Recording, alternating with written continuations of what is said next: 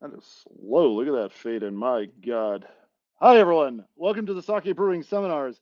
We're going to get started right away. We got a great topic today. We got a lot of questions on this. It can be a bit of a dividing subject amongst the sake snobs, but the truth is, sparkling beverages are huge and a growing part of our industry. And your customers are going to be asking about it. Our guest today is Justin LeVaughn. He is the self-proclaimed head brewer slash nerd of the sake, the Void Sake in Lexington, Kentucky. Thanks for being here, Justin. How you doing? Oh, thanks for having me, man. Doing well. How about you? I'm doing all right.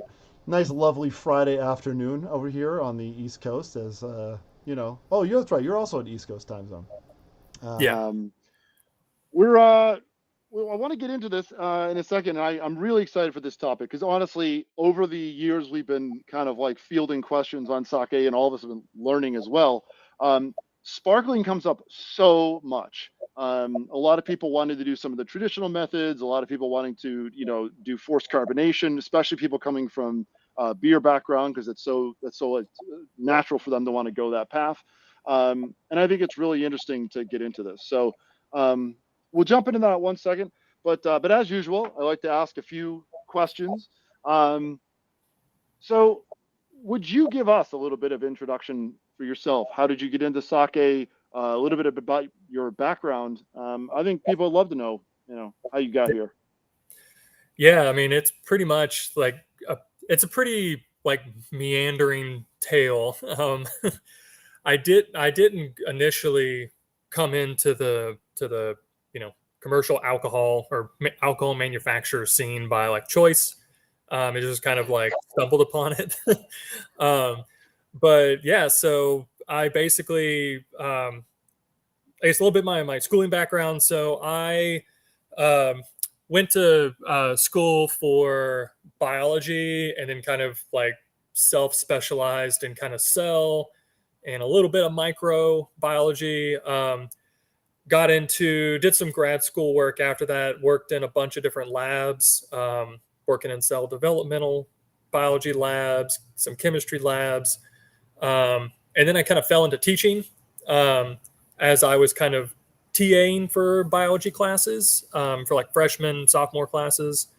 Um, and then from there, uh, yeah, just got out of the lab into the classroom. But where I was working was kind of a lab manager for teaching labs. And then during that time, I kind of discovered homebrewing. Um, Being a like 23-year-old looking for some cost effective booze. Started homebrewing, bought a kit, and then yeah, basically just I fell in love with it as a hobby just because I was applying what I learned in school. Fast forward a couple years, got my grad certificate in science teaching, STEM ed, and then once I graduated there, trying to find a teaching job, was helping out a brewery who needed help with their micro program, and then just stayed basically. Worked for a small brewery here in town, small 10-barrel brewery.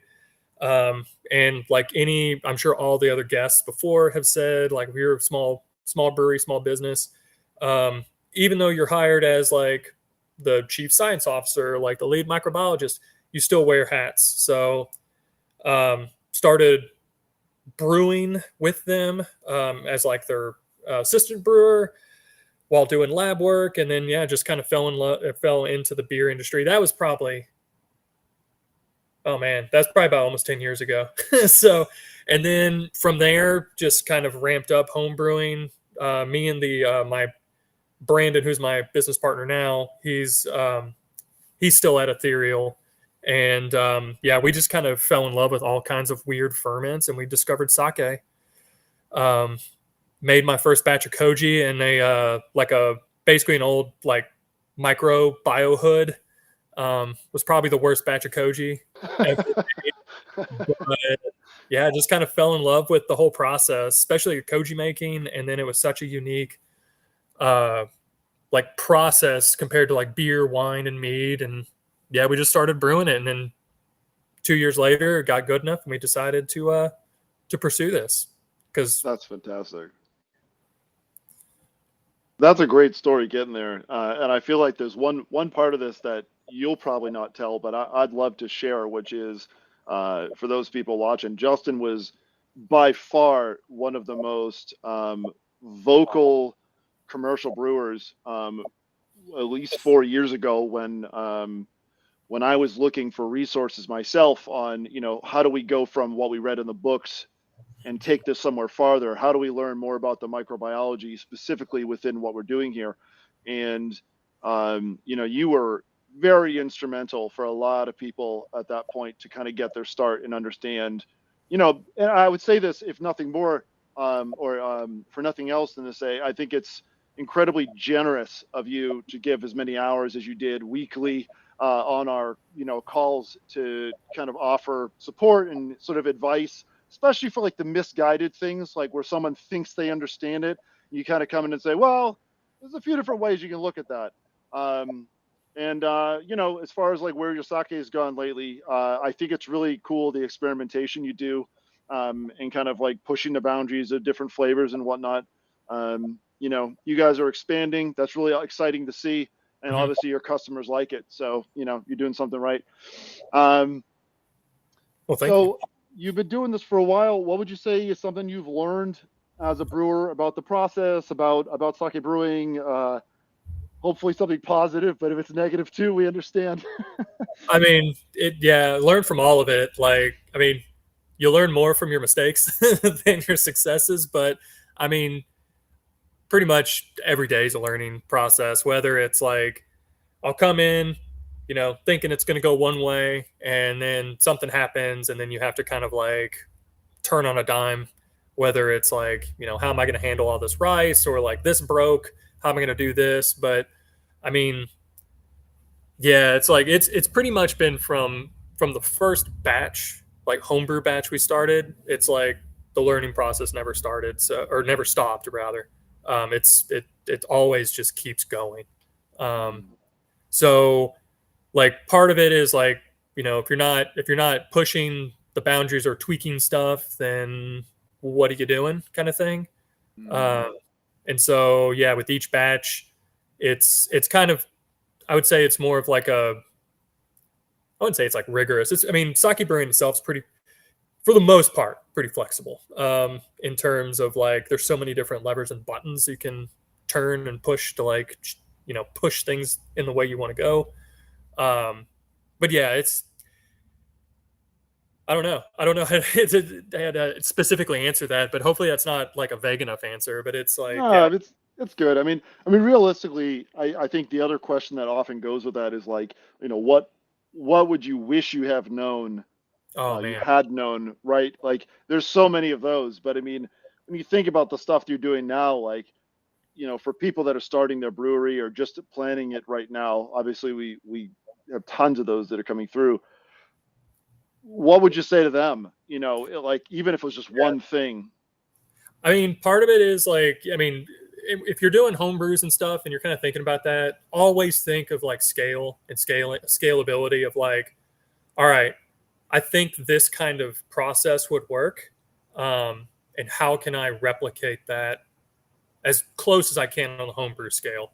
I mean, a lot of sake, like homebrew brewery, I mean, sake in particular, it's not really scalable, like from 5 gallon to like one, or a 1 ton batch or whatnot, just because there's different like engineering hurdles that you have to go through. But Sure. um, at least having a mindset of that, how, and then thinking about like, okay, like, well, if I did do this on a larger scale, like trying to be proactive and trying to figure out issues. But part of that is just going to visit breweries, Yeah. seeing what they're doing, talking with people, seeing what they're doing. I mean, Brandon over at Brooklyn Cora was a huge help. So was Andrew, Cinefonte, Byron, Todd. I mean, they all helped, and were like, I could just text them and call them. Yeah. They're like, hey, what about this? And they'd be like, oh, don't do that. It's like, um, uh, Yeah. but No, you for know, sure. yeah. it's I think the finesse of how to start approaching people for sure is one of the things that it doesn't seem like it's part of sake brewing, but definitely like when you need to approach someone, and knowing like if you're going to ask them a question today, what is that question? Think Mhm. very hard about it, because if you only get one response, Yeah. what is that response going to be? And if it's based on like, hey, do you have a question? Sure. That might have been the answer you got that day. It's like, uh, so anyway, we'll ask one last one and then we'll get to your slides. So, what's your favorite? What's your kind of favorite style of sake, or favorite bottle that kind of got you into thinking, oh, this is kind of stuff I would love to make one day? What kind of sits in that for you? Well, so like we had always, I mean, Lexington's kind of, let's say Kentucky in general. Like when I was growing up, like hibachis were all around, and like once I got old enough to drink legally, sake was like we always like sake was always in our like we always knew about it and didn't really know much about it. And like for example, like beer, liked it, drank it, but like until I started brewing it is when I really started learning about it. And same with sake. Like we like working at the beer brewery, we would go to karaoke's like every weeknight, and we would just be like, what's that? That sounds good. I'm gonna drink it, and we would just try to drink as much as well, not within reason, but try as many sakes as we could. But really, like, and at the time, like Kentucky didn't have a lot of offerings, which is partly why like we started brewing it. Um, Yeah, just because once we had the little amount that we had, it was like, all right, now I need something new. Um, and we couldn't ship by mail at that point either. But anyway, so but Drunken Whale was that particular oh brand yeah, yeah, got me into it. I'm sure it got a lot of people into it. Um, but then yeah, I mean, as far as like styles, um, I mean, we kind of Nagoris were always really common, or we had easy access to them here, and just the different like combinations of flavors and the complexity and what you could, how you could play with it, um, is what really turned us onto it. So sure. like like love the daiginjos and like that very fine, delicate, like yeast forward flavor. But like the Nagori is kind of like was the light bulb kind of like brand for us. Um, but at the Void, we like a lot of I'd say bolder flavors. Junmai's particular, um, like um, a lot of very expressive yeast, Yeah. but also kind of that balance of like I like odd rices, and if they can express themselves with the yeast or complement or contrast one another, I'm really into those. Um, Yamahais and stuff too, like the funkier the better. Like there's not really one style. It's like I appreciate each of them for their own reasons, I guess. I like that. It's there is something about like kind of going broad and just trying things, and yeah, I like that. Appreciating each style for its own. Yeah. Well, all right. Well, let's talk about the style today. Sparkling sake, carbonated. Yeah. This is a lot bigger topic, I think, than some people realize it is, and I'm excited for you to walk us through it. So let's kick you over. Okay, you have your slides up. Yep. All right, cool. Then Yeah. All right. Um, so yeah, like sparkling stuff, it seems pretty kind of innocuous and can be taken for granted. Add some bubbles to it, and that's it. But like the base, like, and so we'll go through kind of some. This is kind of the generic outline, but like, um, just understanding kind of the basic like science concepts behind what's going on in that bottle, or when you shove a gas in a liquid, like what's going on. And so um, there's we'll kind of talk briefly start with talking about like the basic chemistry, and then two, like once you have this gas, this carbon dioxide shoved in this liquid, like what's it doing from when you open that bottle to when you pour it to when it goes hits your lips. there's a lot of like interesting physics that happens, and like it's almost like a black box kind of thing. Like stuff comes in, magic happens, stuff comes out, kind of thing. So um, I've gone way into the rabbit hole with this kind of like bubble like physics, but I find it fascinating. So we'll just kind of talk a little bit about that, but then kind of go into like what are kind of the main production methods for like putting gas in a liquid, but within the context of sake. And in particular, a lot of these are borrowed from wine and beer, or not going to say borrowed, but like adapted to sake production. Um, and then we'll just do a little bit about sparkling. Well, throughout the whole talk, we'll be, couching this in the context of sake, but looking at specific examples, like what's going on, what are they doing in Japan, and then we'll kind of talk about the sensory characteristics, and then I'll just kind of walk you through like designing a sake and like kind of how I approach one particular brand, which is our kind of bottle carbonate or bottle conditioned sake. So yeah, so basic things like what carbonation itself. The context of what we're going to talk about is just dissolving a gas, CO2, carbon dioxide, into a liquid. And so it's this is the definition in the beverage industry, but it applies to sake, wine, beer, seltzers, mineral water. And within that kind of framework, there's either you can get it from natural means. So as we all know, yeast eats sugar, makes alcohol, and as a byproduct, CO2 is given off. So yeast can produce it naturally, but we can also get it into solution artificially by just shoving or forcing that gas into solution. But those are kind of the two main avenues that we can get it. So when we're talking about the chemistry itself, so really there's only like, if you could take away one concept, and it's really this what's called Henry's law, but it's just a chemical description as to like the relationship between the pressure of a gas and the concentration in the liquid.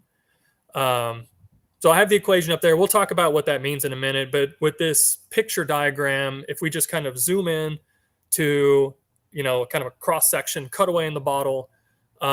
We have kind of the headspace of the bottle here, and then that kind of like liquid portion here. And we're just looking at the interface between that gas and the liquid. So, if we're carbonating in the bottle, we'll just look at it in this isolated closed system. So carbonating in the bottle, we have sugar, yeast is fermenting.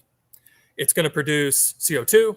The volume that in that confined headspace is going to increase. So we're increasing the number of carbon dioxide molecules in there, which is also going to increase the pressure of that gas. So in chemistry, we talk about partial pressures, which is basically just the force that specific gas in a mixture is exerting.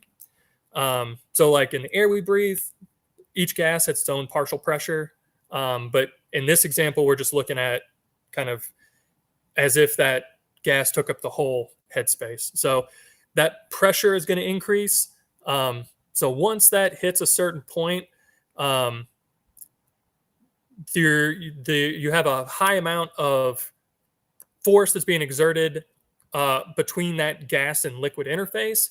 It's going to cause some of that gas to kind of dissolve and become soluble in the liquid, which causes the concentration to increase. So but if we come back to this formula, basically all you need to know is like if the pressure gets bigger, what happens to the other thing. And so we can kind of see that like as the partial pressure of a gas increases, so does the concentration. And that's kind of the basics of like how we're able, or how carbon dioxide is able to get into this liquid. And then I have at the bottom here this kind of chemical equation, which is basically just CO2 and water, and kind of makes this, as it dissolves in there, it makes this kind of carbonate or carbonic acid, which we'll talk about in a minute. But that's kind of the basics of what we're doing, whether we're artificially injecting it in there or using the yeast to naturally do it. But another thing too is how temperature plays a role. Um, so how soluble or how easy a liquid or a gas is to dissolve in a liquid, in this case water, temperature has an influence with that. So um, in this equation, I kind of left out K, but this is kind of a constant, but this changes with temperature. So like from this graph here, you can see like as temperature decreases this way, as it increases, the solubility becomes higher, which means it can dissolve more easily. And so these gases, I think a couple of questions talked about like carbon dioxide versus nitrogen, but this just shows you some of the main gases um, that we're concerned with in kind of beverage manufacture or brewing. CO2 being a lot more soluble than oxygen, and then we have nitrogen here in the middle. They all follow a similar trend, um, but some are less soluble than others. So, which is why when we talk like when you hear people talking about like using nitrogen to push wine or sake, it doesn't dissolve as easily in water, or like helium, which is a noble gas.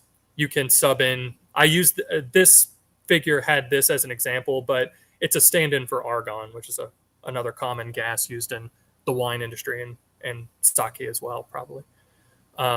But basically, as the temperature, as there's kind of an inverse relationship between these two, um, which is why when you're carbonating something, you want to get it as cold as possible, so it gets into solution easier.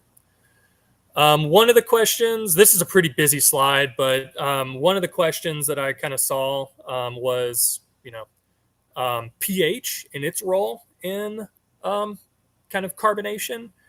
Um, Without going too big into the details here, but basically, once you're dissolving this gas in there, it produces kind of a weak acid.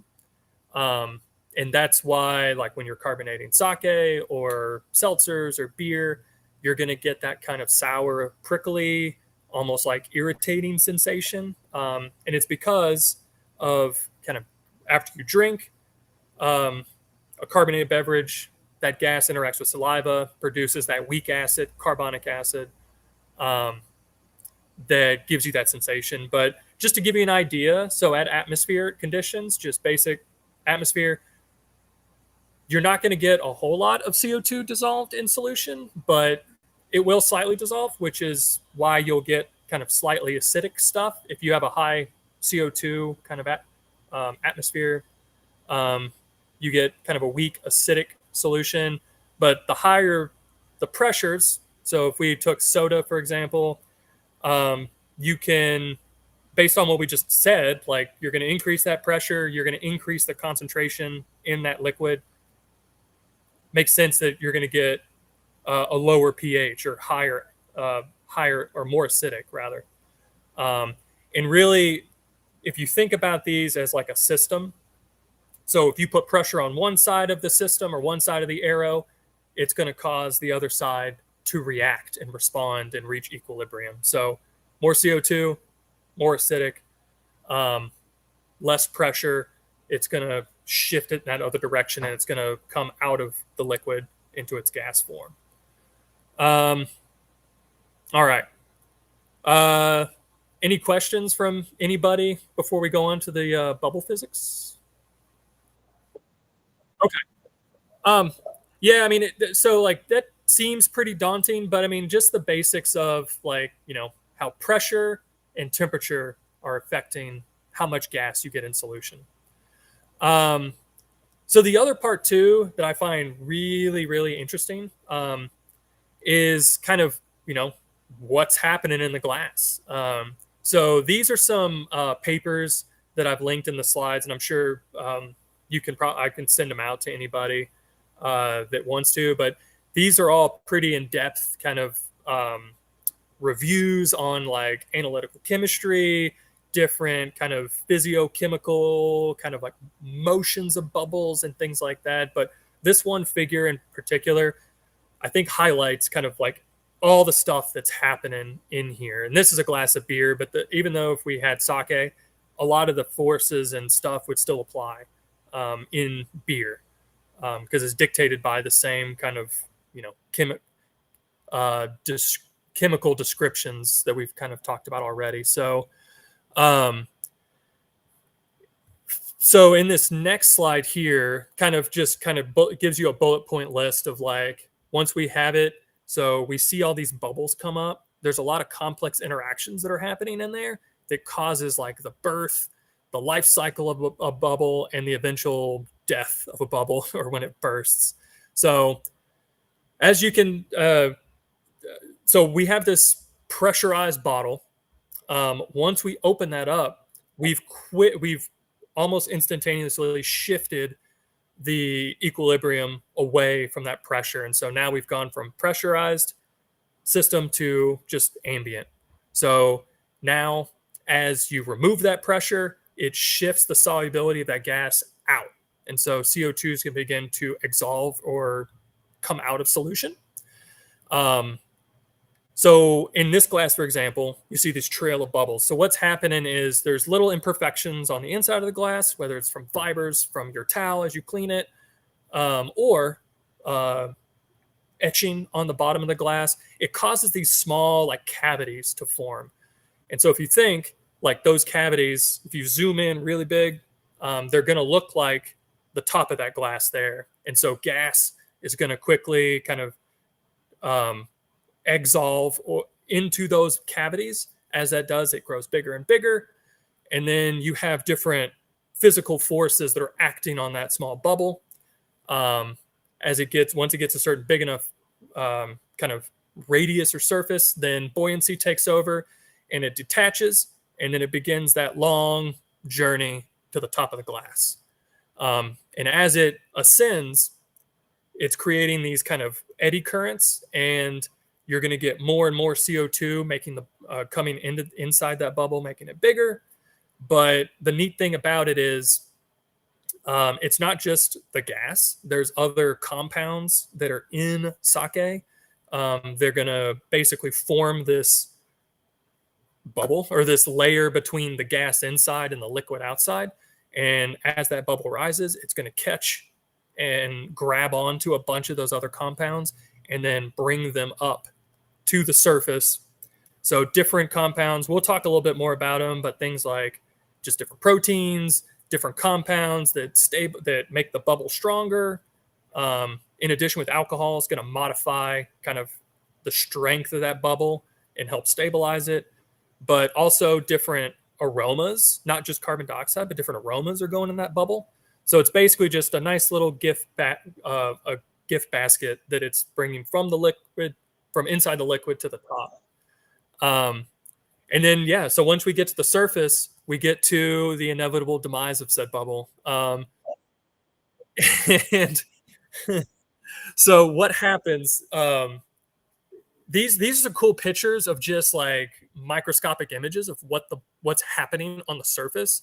This is happening in not even milliseconds, but nanoseconds. So your human eye can't see this, but all of this is leading to what you perceive as that like characteristic, like ginjo-ka, or the aroma, or like the aroma and bouquet of a wine in like a sparkling beverage, in this case sparkling sake or like a champagne.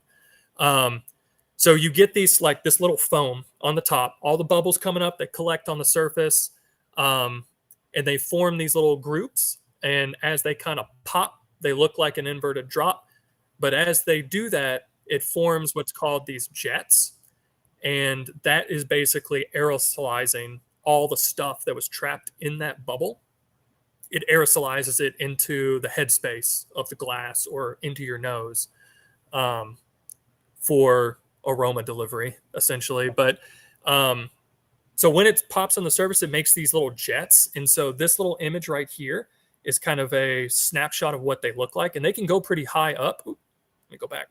The smaller the bubble, the faster those jets are, and it's going to shoot them higher.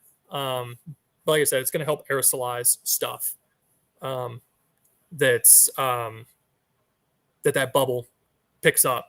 But so we'll talk a little about there's kind of a misconception, I'll say, or a misnomer rather, that, you know, the idea of like big bubbles versus small bubbles and like different methods of carbonation, but the whether it's artificial or natural, the same kind of physical and chemical, laws are going to describe what's going to happen, but there's other things that are going to change it. And so, what are those? Basically, stuff that's in the wine. We'll talk a little bit more of that, but also too, how you pour it can have a huge impact on those bubbles, as well as the shape or how clean or dirty the glass is. But this is a cool little, I think it's an IR image of just what happens when you pour a bottle of champagne with the glass straight up or at an angle. And basically, so the the darker it is more CO2 coming out because it's basically obscuring the IR beam.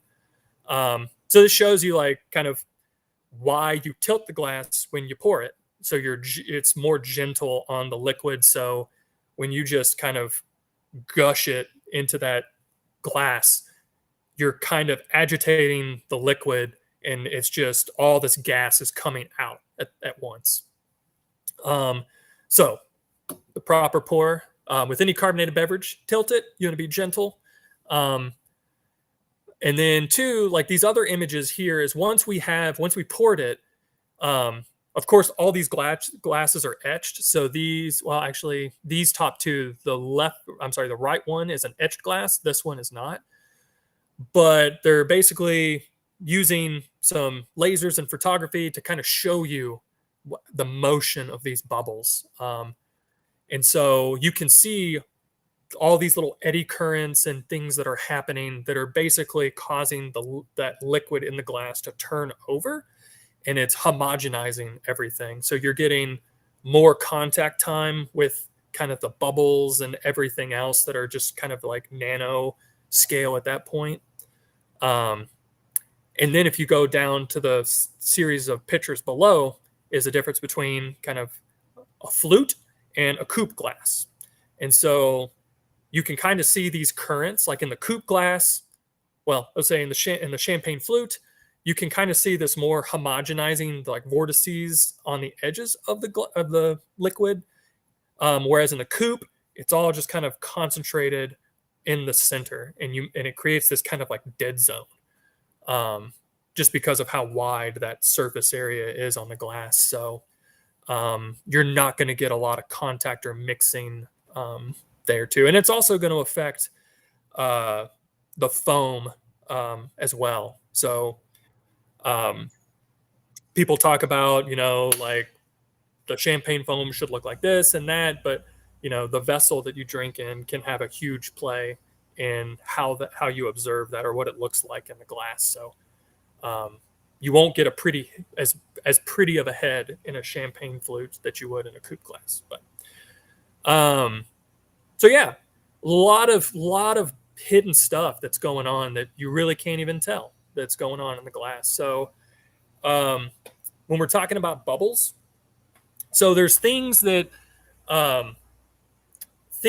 influence kind of the bubbles themselves, but also the foam that you see, which can also have an impact on the sensory and like taste characteristics of that thing. So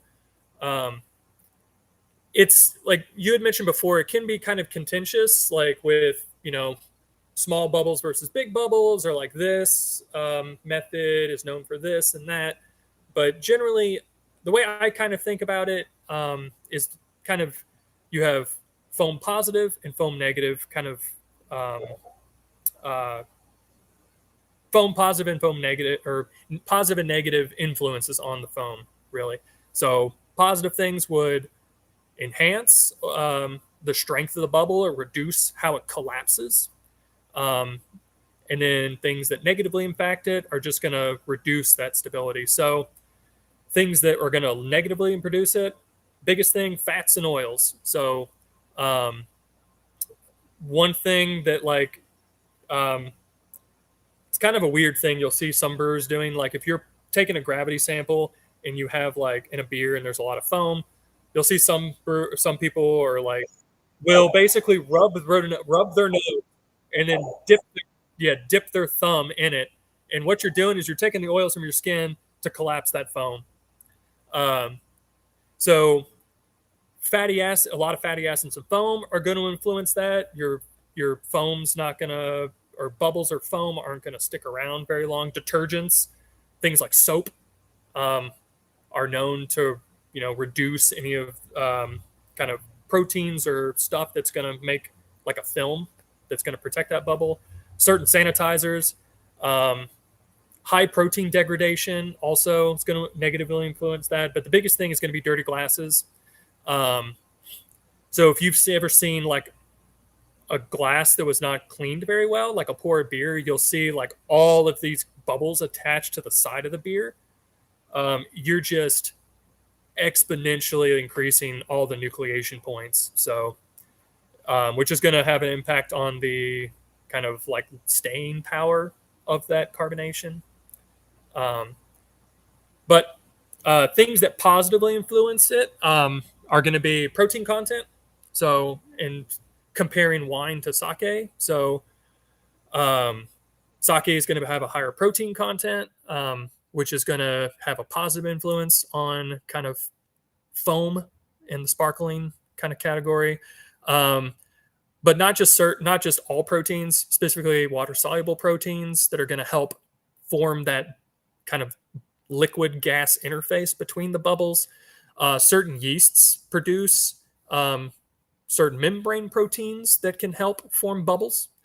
Um, when we're talking about bottle aging or bottle conditioning, uh, aging on the lees or the yeast in that bottle can have a positive influence on foam through cell autolysis or the cell just rupturing and releasing all those proteins and uh, bits into the liquid. But probably one of the biggest things is clean glasses as well. So that's why, like, you'll see people, notably me, my bartenders are always like, when I'm looking, I'm always watching how they're cleaning their glasses because nobody likes sake in a dirty glass or even beer in a dirty glass. But um, how am I going? I feel like I'm just blitzing through this. Okay. All right.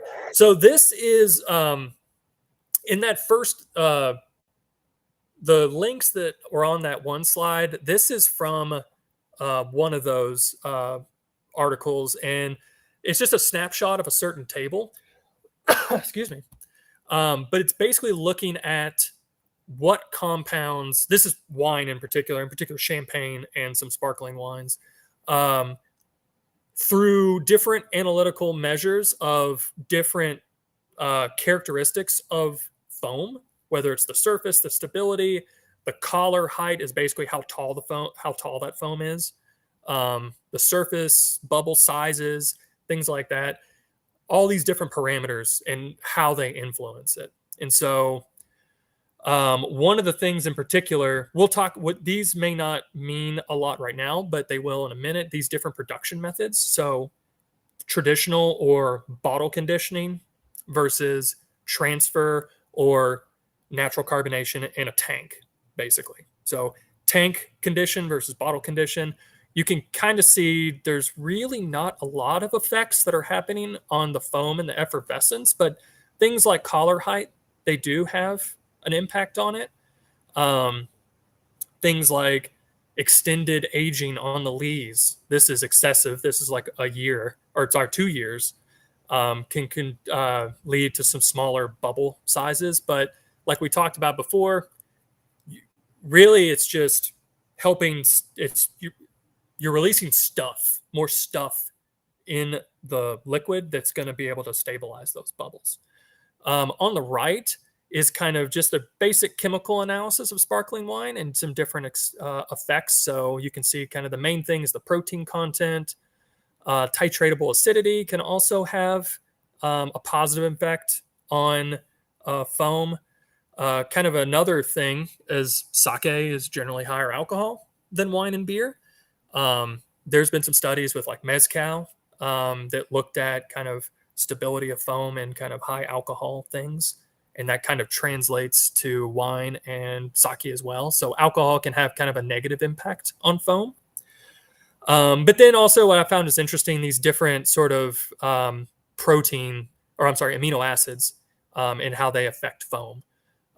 So you can kind of, I think this would be applicable to certain strains of koji or different type of rices and koji combinations. Could also have an impact if you're wanting to design a recipe or a brand. But yeah, that was kind of just a snapshot of what, kind of what those positive and negative foam things. So now we'll get into the actual process. And so really the basic concept is the same, like we talked about before, the chemistry and the physics, but now we're just kind of doing this on a larger scale or smaller scale if you're home brewing. They share a lot of similarities with the beer and wine community or industry, or even carbonated beverages like seltzers, mineral waters. But they can be easily adapted to any and all of those different beverage manufacturer processes. But think about it too, like we have our basic sake fermentation process here, sugar from starch via koji, and then or this multiple parallel fermentation, starch to sugar through koji, and then sugar to alcohol and carbon dioxide from yeast. But what if we just wrap that in a closed vessel, right? And say we just took this out of fermentation early, put it in a bottle.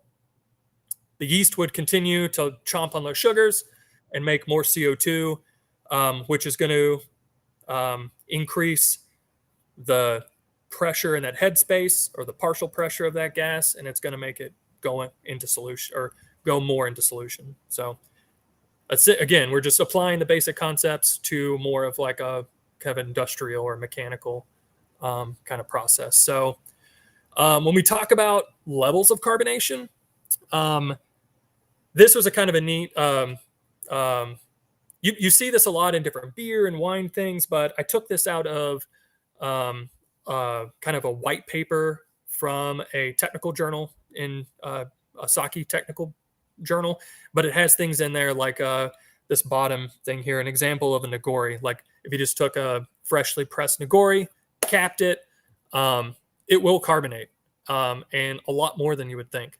But these are just different beverages and their concentration of CO2. So this volume of CO2, you see this a lot. It's not like a standard, like scientific standard unit, but it's a very standard unit in the brewing community, especially in the Western part of the world. It's not metric, but they use it in Europe here and stuff as well. But basically all it means is for every volume of liquid, you have that many volumes of gas. So if we're looking at a 1 liter bottle, and for example, if we're looking at this active nigori, you have 4 volumes of CO2.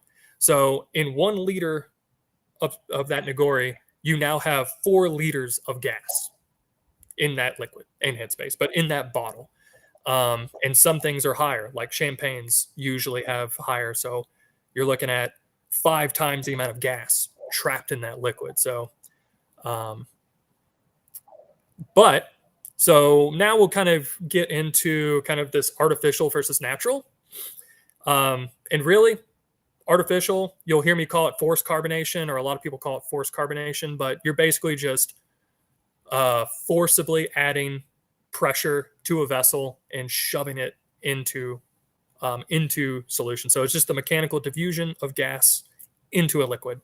And this is a figure taken from that Japanese thing, but it's 2 different ways. So either through, like in the bottom here, which is pretty common, you just have a carbonation stone, which is basically just a porous material with a lot of little tiny holes, shove gas through, and as it bubbles through, the pressure increases, and then you're getting just a lot of contact between the gas and the liquid, and you're just speeding up that dissolving of the gas in there. But you can also do it in line, and so that's what this top image is here too. So you have liquid, like still liquid, which is that yellow liquid coming in. You're bubbling gas in this teeny space, as it goes through into the tank to carbonate it. But the nice thing about this is it's faster. It's generally a little easier, a little bit more hands off, and you can control exactly the amount of carbonation of gas that you're putting in the liquid. So, and this is where kind of the contention comes in. So whether it's artificial or natural, sometimes has the negative connotation of like poor quality versus higher quality. But it doesn't really have to do anything about bubble size per se. So does it impact bubble size? Not really, but like everything else in kind of science and thing, it's kind of like that. There's no hard and fast yes or no. It's kind of like no, maybe. But like we talked about before, if you reference back to those kind of foam enhancing compounds, the stuff in the liquid really makes a difference. So, for example, if you force carbonated like a sake versus water, yeah, the bubbles and the sensation, the tactile kind of sensation on your tongue, how it interacts in your mouth and stuff like that are going to be very different. But you're taking water and then a complex mixture of compounds, alcohol, things like that that are influencing how those bubbles, how your tongue and your brain receive and interpret those signals, which makes taste. But I know one question was like, okay, how do we assess carbonation?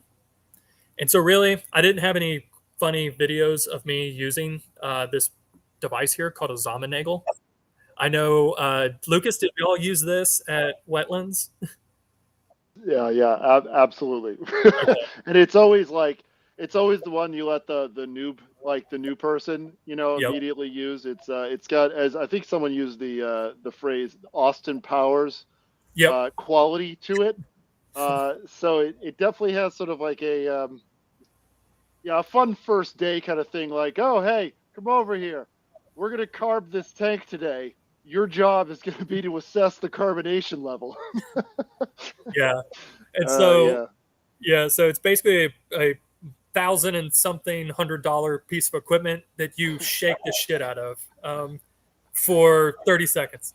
but but basically, you're just these two devices are this left one is for reading an in tank, but you can also measure the carbonation of package, which is this piercing unit here. They make stuff for cans and bottles, or they're kind of interchangeable. Um, the stock photo I could find was a can, but I've used them in bottles as well. But basically, what you're taking is we like kind of another application of what we talked about in the carbonation chemistry is temperature and psi, or pressure. So you take it, say you're carved at 38 degrees. After you've shaken the bejesus out of it, you get a reading of 13 psi. You go on this chart, follow it down, and it tells you kind of roughly the amount of volumes of CO2 that are trapped in that liquid. So it's just a way to quantitatively measure carbonation. But I always tell people, especially some of the new cellarmen or cold side employees, that don't just look at that number. Did you taste it? Did it taste all right? Sometimes you can get false readings, or you can get complacent, and how you measured it may have caused it to be wrong. So I always, this is a great kind of checkpoint that you can use and use some terminology that Nick used in his last one. So like quality control points and things in the process, but always back that up with your tongue and how it tastes. And so this is basically just they call it a pigtail. It's basically just a coiled sampling port that you can basically taste stuff under pressure and it won't just make a violent eruption into a glass. Hey, Justin, really quick, I'm gonna just Yeah. wanted to jump it out here because there's an anecdote that came up, and this chart kind of goes along with this. That as you are carbonating, and just stop me if you're going to talk about this in a second. If Mm-hmm. you are carbonating, and let's say you overshoot your target, Mm-hmm. um, and for some reason you are going to be bottling that day, or canning or whatever it may be. Um, One thing that I experienced a few times was someone had overshot and then said, "Oh, well, no biggie. I'll just go release that pressure by going over to the arm and kind of opening that valve very abruptly." And Mhm. are you going to address this? Because otherwise, it's like one of those things that I think for anyone that has not done this before, that experience will cause, just like if you're opening a soda bottle, that change in pressure is going to create an eruption of sorts within that tank. And if you try to bottle same day or can same day in that situation, um, you can't make that adjustment that quick. But I'm kind of curious because I don't have any better Mhm. way of handling that other than a slow release over a long period of time. Do you have any suggestions if someone overshoots their target and wants to be able to still handle bottling in a reasonable amount of time? Um, Yeah. So like one thing, yeah. So I mean, this happens too. Sometimes somebody fat fingered the valve and cranked the pressure up a little bit, and then you get overcarbed. An example here is like there's a small brewery and kind of homebrew shop here. He left it at 30 psi overnight, and it overcarbed his beer. And he was like, "It's not pouring right. What do I do?" And so yeah, so if you're thinking about like kind of Henry's law again, like yeah, like when you open a can, like you're evacuating that pressure, the system's going to try to go to equilibrium, but you run the risk of throwing it like undercarbing it, or like making such a big change that it's now undercarbed and not overcarbed. But there's like little ways you can do it. So one thing, kind of going back to the slides with the pouring, so you can release it, release that pressure a little bit. You can also just agitate the liquid and not and basically mechanically knock it out of solution. Um, so if you just kind of slowly decrease the pressure, sure, bubble bubbled gas in there, that's going to knock like agitate and like knock that stuff out of knock the gas out of solution. It's the same sure. thing like if you had like a glass of champagne or a glass of sparkling wine and you shook it, right? Hmm. Hmm. You're just going to off gas, or I call off gassing, but like agitate it. So in the example of that, like from the homebrewer perspective, say you do that, yeah, you can easily just vent the keg and shake it for a little bit, and then let the pressure equalize, and then taste it, and then if it's still too high, do it again and just shake it. So um, Yeah. Well, that's we one way. well, yeah. Yeah. What we were experiencing is because of that sudden release and kind of like attempt to equalize pressure, you end up with a solution that is a lot more volatile. So like Yep. as it was coming through a nozzle in a canning line or something like that, it's just foaming all to hell Yep. because it's basically just foaming, and that's even still coming out the bottom, right? So you're not even Mhm. pumping out the top or a side or anything like that. You're going down the bottom spout and you're still experiencing that.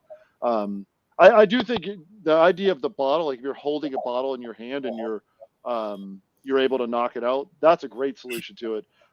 Maybe even a keg size. Is there anything Mhm. you can do on a large scale? You're talking like 3,000, 10,000 liters, Yeah. and is that just like a slow release at that point in order to avoid that sudden pressure Yeah. change?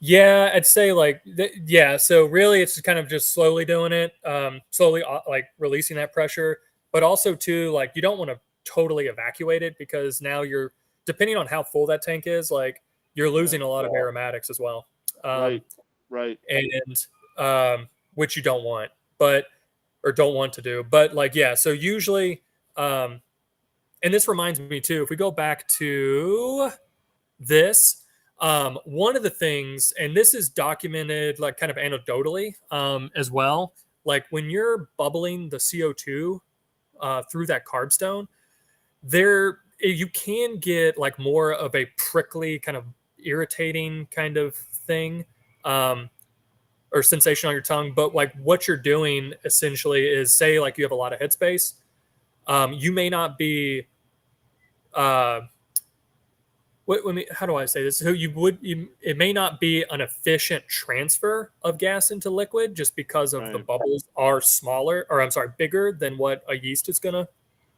poop out.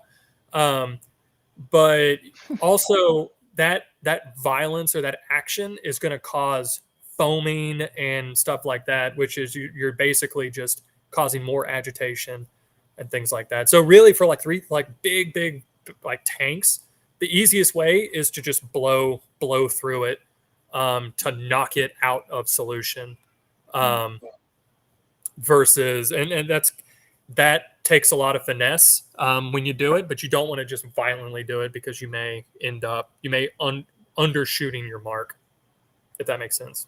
Yeah. Yeah, it does. I've Um, never used a pinpoint carbonator before. mhm. Is that more efficient? Have you used one before, or have you only used the carb stones as well? On the large scale, the carb stones, like I'd say maybe in like a 1 to 2 barrel. No, I'd say 3 barrel tank. I've used pinpoint before, but the easiest, like for homebrew scales, and when I was homebrewing before, there's devices like that. Like Yeah. Blickman has the quick carb Yep. system, Yep. which it's basically just an inline carb stone at that point. Yeah. Um, and it's more efficient just because the carb stone takes up more volume. I guess it's more like the what do you call it? The like surface to area ratio is a lot Right. higher with Right. that. Okay. But Yeah, because that was the thought I had too. If we were doing it as the pinpoint, I didn't know on a large scale that seemed like that may not have as much of an effect with the overall tank. So okay, just curious. yeah.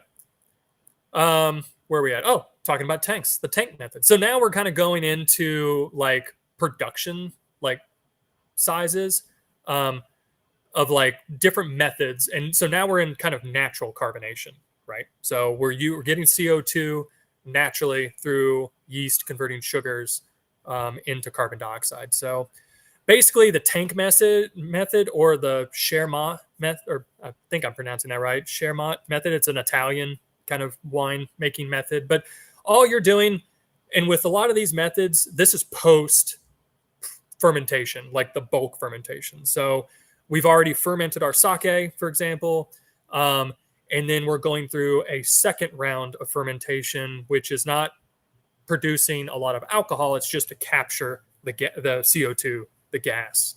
Um, so we've taken that, we put it into another vessel, and that has some sugar, and yeast. Either we physically add that yeast and sugar, mix it, or we usually that's what's done is you're adding sugar and yeast to it, ferments in the tank, and then you mechanically filter out that yeast sediment from it, and then you go into packaging. But this is a fairly common method for mass-produced wines like proseccos, brutes, and some carbonated sakes are also in Japan are produced this way. Um, but yeah, as far as like carbonated or sparkling alcoholic beverages, this is a very common, uh, cost-effective way to do that. Now we get into the traditional method, or they call the champagne method, developed in kind of like Champagne, France. And really, this is more like bottle carbonation or bottle conditioning. So we've already gone through, um, our primary fermentation, we've done blending. Um, if we've wanted to do that, we're dosing either a tank or individual bottles with yeast and sugar. Most of the time, it's done. We basically take a tank, dose it, recirculate it, bottle it, and then we age it, let it ferment in the bottle. And then we're basically at that point, we're trying to get the sediment out of the bottle, which we're done through riddling, which I'll show you more pictures of that later, what it looks like. But we're basically trying to concentrate, remove the sediment, shoot it out, and then package it, and we have a carbonated product. Um, these can be very time consuming, but like anything, the more time and care you take to it, you will get more or more positive sensory kind of characteristics, as well. There's also another method. A lot of people, if you know pet nats, this is they kind of the catch-all term is the ancestral method, but basically it's also referred to as a pet nat method. Um, Very similar to kind of the traditional method with bottle conditioning, but basically the idea is you're either halting fermentation early, so you have residual sugars built up from the initial fermentation, package it, then you let it finish fermenting in the bottle, and then do your same things like trying to clarify the bottle and things like that. Um, one like a little bit later, we'll get into. I think it's in a couple of slides here. We'll get into well, do they do in these in Japan? And they kind of do, or they do. However, this is basically what one of the main methods of bottle conditioning that is allowed, I guess, by law in Japan. Um, because in Japan they can't add any additives like sugar and yeast.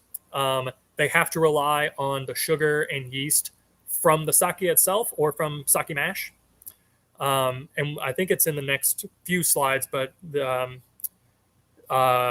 term awazake or the seal or the I think there's a group of brewers that are trying to kind of like trademark the name or make it kind of a style category.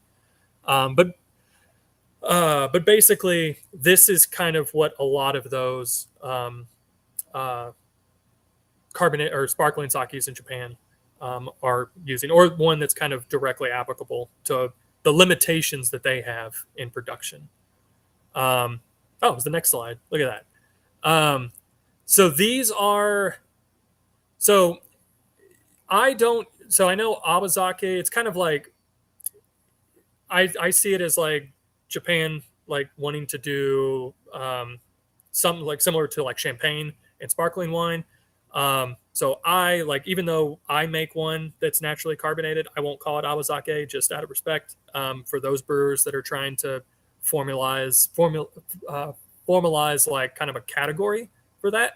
But sparkling sake. But these are kind of like the rules. I would say rules in quotes, but like the guidelines for um, to call something awazake in Japan. We're kind of interestingly enough, there actually is Nagaya Shuzo in Guma. This particular brand that's on the left side of the slide here, they've actually patented a process to produce that style of sparkling sake. And there's a link for it. You can actually see the patent, read it. But it's very similar, if I'm not mistaken, to like what Mizumi does, where they're basically blending two batches of sake, one that's clear and pasteurized, one that's nama and nigori, and then basically going through the second half of the traditional and ancestral method of bottle conditioning there. But I think one of the stipulations for Awazake too is Japanese domestic rice, which in the U.S. we can't do, or we can do, but it's very cost effective. So, but it's very interesting, and so like the image of the Awasake Association links to their website, and I recommend just going and reading there. It has a lot of really cool stories about their kind of members and kind of interesting stories about how they came up with and designed certain brands using those limitations that the government imposes. All right. So we'll finish out here. We're kind of going through kind of like sake specific sensory characteristics of sparkling sake or what adding carbonation will do to it. And then we'll look into like kind of a designing thing, kind of like what I do in my brewery. But usually, because so we're comparing these to wine, and so wine, as we already know, as we know, has much less acidity, about a third of the acidity of wine. Sake also has a higher protein content, which is going to also enhance kind of the mouthfeel of the product. Adds a subtle perceived sweetness to it, and these are kind of all just generalities here. different sakes or different recipes, different things are going to change depending on what you do. But anyway, so higher protein content, lower acidity, kind of a more perceived sweetness out of it. It's also going to help you balance kind of sweet and dry a lot easier. One of the things that I didn't really talk about in those other methods was what's called dosage. Um, and basically, you're just adjusting the sweetness to kind of balance acidity. So, sake, that step is less impactful to the overall kind of sensory characteristics of it. Um, um, I I think some brewers might do that, but it's really not necessary. So you can have a dry sake that's really smooth, kind of mousse like, kind of like qualities to the mouthfeel. Um, Also, too, because of the higher protein content, the lees contact or aging on the lees is less important. And the reason they'll do that with champagnes and other sparkling wines is they're trying to increase the protein content of there. Sometimes they'll add proteins um, post disgorgement, which that'll make more sense what that means in a minute. But the things like manoproteins are just like cell membrane proteins. So enhanced lees aging, you're going to get cell autolysis or cell rupturing, which is going to release um, kind of proteins and other cell contents into the liquid. That's going to have a positive influence or positive effect on the bubble characteristics. Um, but also, too, for example, like depending on the yeast that you brewed with, carbonation is going to also, like we saw in some of the earlier photos with the jets and the bubble ruptures on the surface, you're basically using it as a direct means to just deliver aromatics into the headspace of the glass or into your nose. But generally, carbonation, if we go back or refer to the H thing, because sake has lower acidity, just a little bit of dissolved carbon dioxide in a sake is really going to change its acidity. So, like for example, if you have a sake with maybe we'll say a very low head pressure of CO2, maybe like 1 or 2 or maybe 2 to 5 psi, you're still forcing gas into solution, and just that little bit of carbonation is going to have a very big impact on the flavor of that sake as well. I don't know if Lucas, have you experienced that in the breweries or different homebrew batches that you've done? That's a good question. Yeah. Um, It's happened in our tap room where like nitrogen ran out, and like we had to and one of the bartenders put, or either nitrogen ran out or they put it on the wrong tap with with our seltzers versus the nitrogen. And like the next day you come in and you're like, yeah, that messenger, that Junmai is real off. what So we have experienced similar things where, well, we first of all with wetlands, we did get to a point. Hector, who was coming from a beer side, but he was very experienced in in tap room management, especially when it came to carbonation. We had gotten to a point where the right level for us was kind of a blend of nitrogen and carbon dioxide. It was like a nice. That was how we were pushing it on the line, and it kept pretty well. If we kind of upped it too much, I think the pressure coming off of our CO2 for other drinks was too much, so it mhm, ended up being too bubbly. But I don't know. It really depended. I guess we made a lot of adjustments to that thing too. It was yeah, leaking all the time. yeah, The but tap room joys. yeah. But so I think one of the questions that you sent over too was Yeah. talking about CO2, or so CO2 pushing sake out of a keg with CO2, nitrogen, or argon. Right. Uh, and even even on nitrogen, like our sake, we use nitrogen. Yeah. So it's going to be more, say not inert, but less Right. soluble than CO2. Right. Uh, and it's going to have less of an impact. Nitrogen is pretty common in wine just because it's really easy to get. It's the like of the air we breathe, about a huge chunk of it is nitrogen, um, but it has a very reduced impact on the overall flavor. Yeah. But really, like argon, um, or I think even helium, but all those are what's called noble gases, and they just don't like to hang around or interact with anything. So that's a lot of times in big wineries, you'll see them use argon, which you can buy pretty easily from same places you get your CO2 from. Um, but they'll also purge tanks with argon. Argon's also heavier, so it will make more of a kind of a protective oxidation layer Sure. on top of it. However, I mean, those layers don't last. Like they're not um, th- when you, for example, if you have your brew bucket Hmm. and you put a blanket of CO2 on, put the cap on with your airlock. Hmm. Over time, that CO2 is going to equalize with the rest of the air, you know, Right. through that airlock. So it is a temporary thing unless you're repeatedly putting that blanket on.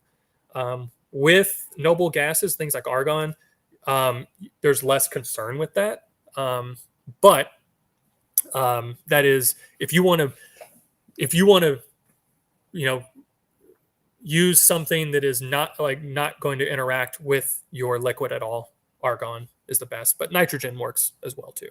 I Um, think what I like about nitrogen, you can get CO2 generators for this too, but I think yeah, nitrogen generators are, fantastic for that regard. If you need to be pushing sake yeah, in a brewery, it's like, instead of having to order tanks. I mean, we did, but I think long term probably would have gone with a generator just to make it cheaper, and delivery costs and stuff like that. There's nothing like wheeling those giant CO2 canisters in and out yep, of a brewery all the time. yeah. And generally, those machines aren't designed for that purpose, like purging Right. like large tanks like that. However, you can use them to refill those tanks, like those cylinders. Um, and two, they're also used for like beer gas, what's called beer gas, which is usually a nitrogen CO2 blend. Because they're basically just pulling nitrogen out of the air, pressurizing it, and things like that. Um, okay, get myself back on topic. Uh, so what I talked about before is kind of comparing it to wine. So now we're getting to like building or designing, kind of those characteristics and how I can either like accentuate, contrast, enhance things like that. So like for example, this is kind of like when we developed our Lapel du Vide, which is our I call it champagne style, but it's basically our traditional champagne method sparkling sake, bottle carbonated, naturally carbonated sake. Uh, but kind of the things we went through. So we wanted a dry product because most of our sakes are dry, and customers seem to like that about our products. But also just sake as the base beverage, uh, really, especially junmais in particular, really help balance out dryness. So we wanted to keep that trend. So balancing kind of the protein levels with the lower acidity and the higher acidity from the carbonation that we're adding, but also too thinking about ingredients. Rice. We like to experiment a lot with different stuff. Uh, one of the sakes, a kind of like world in terms of like palate and tasting was, I forget the particular brand, but it was a few of them that were like omachi junmais, um, and just the flavor differences were kind of cool. Very similar to a lot of like rye, grainy, kind of like whiskey, almost whiskey note like things. From being in Kentucky and bourbon country, I think it does pretty well. So just added complexity. How can we add complexity? Things like ingredients, in addition to balancing protein levels. Um, we like a lot of bold esters to kind of balance those um, the higher umami and protein characteristics of junmais. This one in particular, I think, is going to be a junmai grade. I'm sorry, Ginjo grade. Um, but things like aromatic, very aromatic yeast to help accentuate some of this complexity. We opted for bottle conditioning, one because we wanted to play around with it and it looked a lot of fun doing this traditional method. Takes a lot of effort, but it's a pretty fun payoff. But also bottle conditioning means lees contact, um, enhancing kind of the bubble qualities, also just kind of that mouthfeel of it. But also wanted to go for a very highly carbonated beverage. Um, yeah, and so we basically, like I've already said before, we kind of took the traditional method. Um, one, because it was easier for sugar and the right amount of active yeast in the bottle to really ensure that we get good carbonation on the bottle. So consistency. The other thing too was with a lot of the Awazaki requirements, one of them is pasteurization, just to kind of help stabilize the product as you're going through these extended aging processes. So carbonate the sake, remove, disable a lot of those enzymes, and then we give basically sugar and yeast. So only those things are bioactive in that thing. Also, time constraints are a thing too. So we opted for not doing extended aging, like for 9 to 6 months. These are generally aged about 2 to 3. Um, but also from the thing, we also didn't do a dosage. One, because we didn't think it was needed, or it would be needed. But so now we're kind of going look through the process. Um, Primary fermentation. I think I'm not going to like harp too much about the actual fermentations or the actual primary fermentation. Too much because we've seen. I'm sure y'all have done or you have done a lot of different talks about fermentation, building, designing recipes. But um, basically, the thing to know about this particular one is we went more of like a longer ferment with a weaker yeast, more aromatic yeast, but pressed it, filtered it like normal, pasteurized it. We did a single stage pasteurization because we wanted to preserve. So I'm sure maybe Brandon probably touched on that, or I think he touched on this, but like, you know, because we're trying to preserve some of the more delicate qualities, like we might not want to degrade a lot of the proteins, or I guess, what am I thinking of? Like heat, put it through any more heat damage than what is necessary, I guess, essentially. Keep some of the, prevent more like wholesale just protein degradation, rather than just knocking out the ones that that we want. I just want Uh, to compliment you on the hotel trays you have in oh there. yeah, That is, uh, mwah, I yeah. love that. Um, Sequoia Saki gave us that idea. Jake, Jake's a genius. Jake and Todd was the one who told me to contact him. So yeah, Oh so yeah, yeah, that's kudos on great. that Yeah, simple fix. sorry, that was like I just saw that was like I got to comment on that. That's fantastic. I don't have a picture of the tank here, but you can triage in bottle. It's very time consuming, but there's different things like different basically beakers and like pumps that you can like set like certain volumes for that you can quickly just squirt a volume into the bottle. But we recirculate in a tank. And so a lot of this too, we got help from UK has, being a land grant university, has an extension office, and they have a research vineyard and winery in Lexington that does a lot of pet nats and traditional bottling or bottle carbonating. So they helped out a lot. Also, Highwire in Asheville. Uh, One of the guys, I think Peter is his name, he helped out a lot. But we basically just put it into a small tank and just pump recirculate it to homogenize the yeast and the sugar before it gets bottled. And then after it gets bottled, it basically rests on these riddling racks. So When we talk about riddling is done on these wooden racks, and we got lucky that we just kind of stumbled upon these French oak riddling racks from France that a winery that went out of business gifted us essentially. Um, but basically racks to rest, um, and then the process of riddling is just these incremental turning of the bottles. And the reason is you're basically using the set of sediment that may be adhering to the glass or whatnot. And then every winery has or brewery has their own kind of riddling schedule. This is one that was given to us from the UK winery.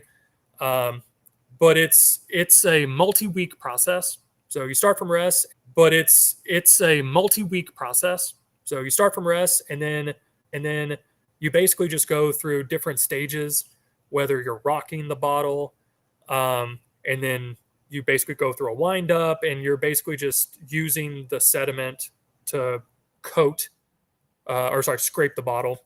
But you can kind of see here as well in the bottle images, but you can kind of see here as well in the bottle images, like what the wine is going to look like inside the bottle. And you're just slowly concentrating the yeast ultimately to the neck of the bottle. So here's me being goofy, trying to twist these bottles.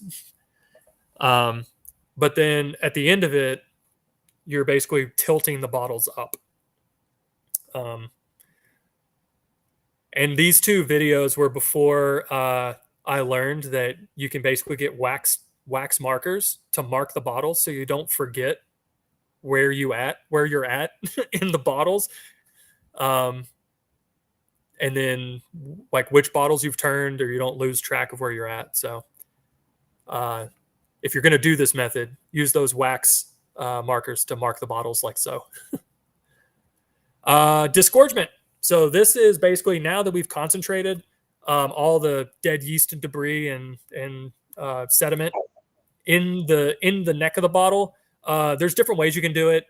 It's pretty common to freeze the sediment, and then basically you take this almost like it's an inverted bottle opener, and then you're using the pressure inside the bottle to shoot out that plug, and then you quickly cap it or cork it after that. Here's a video of me doing it. I don't know if you can hear sound, but it's pretty violent. This is a more traditional way. It's basically called fly disgorgement. And can we watch it again? Maybe. Yeah. So you notice that I tilted kind of at a 45. The bubble. I'm basically using the bubble on the bottom of the or the air bubble at the bottom of it. And as I turn it up, that bubble is what's going to shoot out the plug without shooting out liquid and loss in there. How are we doing on time? Because I think the only thing I have left to talk about is corks. I think somebody was asking about corks or closures. Quirks? Well, not corks. Corks. You want to talk about quarks? Quarks? Let's see. We're doing all right. We're at 90, but if you got time, okay. we got time. I mean, Okay. what Nick went over by like 45 minutes. Let's just say Moto E just dragged his out forever. It's like the only thing I'll say about corks. I took these little bastards for granted because as I guess most winemakers know, there are so many different corks. And really for like sparkling wines, you don't want to use standard corks, but really these are agglomerated or what they call champagne corks, which have these hard discs on the bottoms that are basically airtight closure on there. Now it's a somewhat semi-porous material. So in one of those articles, they talk about over time, you'll lose carbonation in a cork or from a cork closure, although it is very slow, very, very slow, but you do get some loss. But anyway, But one thing I learned is like these are coated with like a paraffin wax coating, which after you cork it, which in the disgorgement photo you can see my floor cork round. So what it does is it squeezes the corks, and then a little plunger pushes it into the bottle, and then when you let go, it expands. But that paraffin initially acts like a glue, um, so you'll basically get what's called a stuck cork, and it like no matter how you He-Man it out, it will just not budge. Um, so talked with a cork manufacturer, and like basically said, yeah, like worked at like a expensive like renowned like champagne brewery in California, but he was like, yeah, we learned that basically over time that glue as the corks rest and kind of like rests, that glue kind of or that wax pulls away from the glass and prevents that glue kind of characteristic. But you can Mm. also just gently warm the neck of the bottle with your hand to kind of loosen that wax up so you can pull it Mm. out. But also the biggest thing is champagne pliers, and that's what these little like plier or just a pair of pliers. But really, like you don't want to use a corkscrew with these bottle bombs, um, because you're basically just shooting like you're basically putting more stress on the neck of the bottle, and if Yeah. there's any sort of defect, now you've got exploding glass. So, um, but the other thing too, using these, there's plenty of YouTube videos, but it's pretty common to like grab the cork, twist the cork. You don't want to do that. Grab the cork, and then use the bottom of the bottle to twist it because you get more leverage, and you don't tear. Interesting. Yeah, That's a good tip. I'm sure. that was I'm sure my people would love hearing that from you. Yeah. that was a tip. Well, that was some hard learning the first year we did it, and then we went was talking with the vintner at UK, and he was like, "Yeah, we had the same thing." He's like, "That's why we don't use corks anymore." He's like, "They look pretty, but they're a pain in the ass." And I was like, Yeah. "Yeah, but." But I think the only thing is like somebody asked about like any sort of secrets or whatever we're gonna do, but these are kind of just some future ideas. Because we've done this for this is probably the third year we've done it. I've actually behind me, I've got bottles riddling right now, but a lot of learning, trial and error has happened, but basically doing what they're doing or kind of methods that Mizumi and some other breweries are doing, messing with blending of pasteurized and Nama Nagoris to do this bottle conditioning. One thing that I've been playing around with is Kijoshu. So using Mm. so Ooh, basically, sparkling key, Joshua, or you mean just in terms of new projects? well, just basically instead of using that like Nama Nagori, so trying to um, basically using the Kijoshu as Yeah. uh, a sweet blending agent to like Yeah. get the sugar for secondary fermentation. Yeah. Uh, so uh, yeah, and then blending it with the same finished product that's going to go into the bottle anyway, kind of thing. I You know? like that idea. Yeah, I've done a kijoshu as a yodan before, and that was great. I mean, it really added a ton of flavor, a ton of aroma to it, yeah, especially because the kijoshu was done with uh SPG3, which we'll just leave it at that. But it was done. It got a great aroma, like tons of melon, tons of like even some anise in there, and it was like to put that in is great. So I'm really curious to see how that goes for you. Keep me in the loop yeah, on that. yeah. These are kind of projects. These are kind of pet projects throughout the year. Because ultimately, like I would like we do it during the holidays, and so this year we've tried to do it like a couple of months in advance to kind of do some extended aging. Um, but also, like when I was talking with other producers and the cork manufacturer, he was like, "Yeah, he's like once we got into a rhythm, we let it set for like 6 months. Um, but a lot of times, demand dictates when it goes out the door. Um, so basically, increasing the amount, letting it rest for a little longer, um, playing with Nama versus like Nama blending, or like part Nama versus not Nama, um, but like that, or fully pasteurized kind of thing. But also, I think JJ has done some kind of trials with what's called top cropping. So basically, just scooping the skim or the foam off the top of the Moromi and using that as a triage. Um, Interesting. I didn't know JJ did that. I got to ask about that. um, yeah, it was on a call one night. It was basically just kind of like, oh, I'm trying this out, um, but yeah, just there's not a ton of information. It's all basically, it's in Japanese, which translating can be an issue. But um, I'd like to learn more. I mean, all these Japanese breweries have adopted or like adapted some of those uh, the methods that we talked about Yeah, from wine and beer to suit their needs, and the needs of sake in general. So it'd be nice to hear or see what more people are doing. for Um, sure. to do that. But um, being in the U.S., we're not bogged down by the same limitations that a lot of Japanese breweries are. But yeah, I don't know. I would imagine that it would have um, um, a positive impact on the overall product. So I keep wondering, I know it's difficult, especially for the US, given the turnover that needs to exist for product in order to, keep the lights on.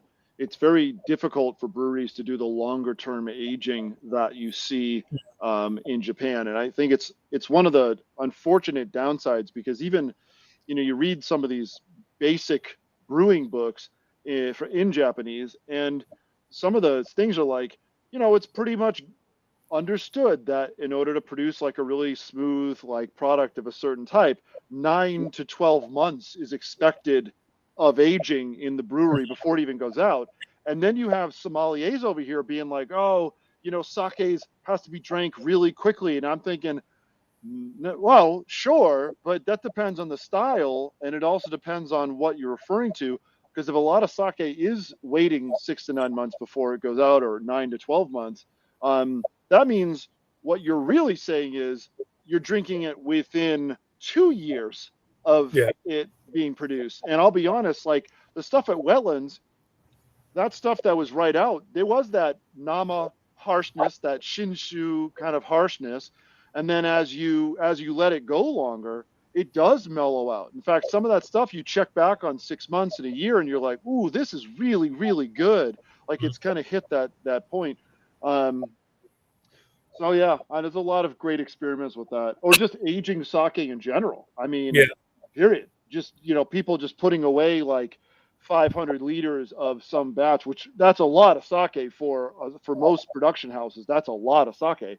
But mhm, even maybe 100 liters stuffed away, let it sit there for you know um, 2 3 years in various conditions and try it out. I mean, just with the experiments we've had here of using different temperatures to age stuff at, and seeing how some of it gives you honey notes, other stuff gives you more clove notes, and that sort of natural temperature method that like Tamagawa does, right?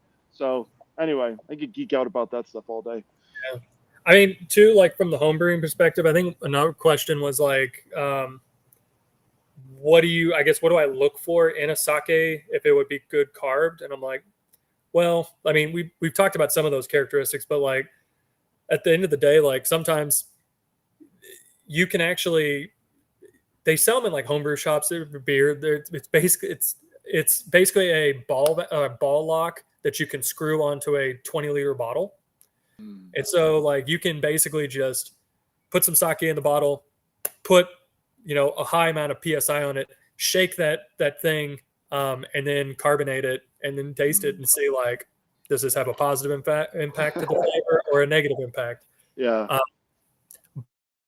but yeah, like um, Nagores are kind of tricky. I'd say probably Usu Nagores would be better, but like yeah, it depends. I haven't played around with using Kasu Mm. in like triage. I've used it in kind of keg conditioning beer before.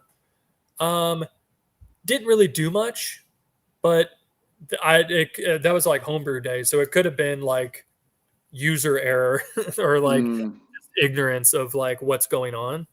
yeah. Um, That's but tough. Lees are really tough. If you do that method, I mean, if you ever had the nigori from Tsuki no Katsura, they're the ones that kind of like claim inventing legal nigori, seishu nigori, where they built the sort of yeah, stainless steel mesh you put in so they could filter it, but it's still yeah, technically sake. Their nigori, man, when you open that thing up, that is one of the most carbonated sakes I've ever yep. seen. And even the president of the company is like doing this like slow, like release and catch, like to kind of like slowly let the CO2 out because it's just incredibly strong. I mean, you Um, can take the like some. I've done it in the past too, where I just took the free runnings off the press, yeah, uh, put that in a bottle, like in a swing top bottle, and yeah, it gets carbonated. carbonated, yeah, Yeah, to say the least.